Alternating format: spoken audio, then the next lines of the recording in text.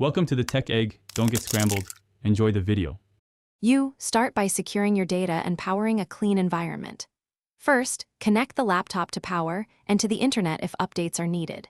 Backup important files to external drive or cloud. Verify backups before proceeding.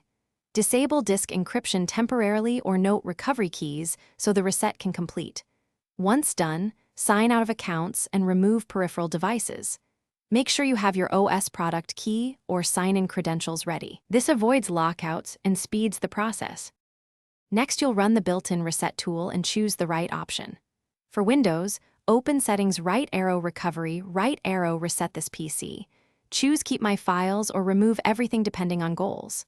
For macOS, boot to recovery by holding Command-R, use Disk Utility first to erase if selling, then reinstall macOS.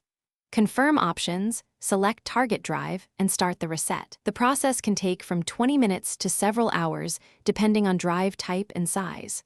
Monitor progress and don't interrupt power. When the reset finishes, go through initial setup and restore your verified backup. Create a local admin account, enable encryption again, and install system updates and drivers. This secures performance. Reinstall essential apps and sign into accounts. Double-check privacy and sync settings.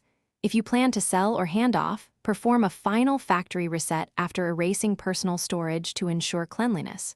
Troubleshooting tip.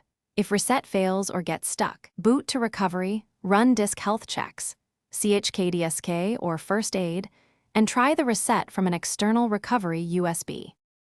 Thanks for watching. Consider subscribing if I helped unscramble your problems.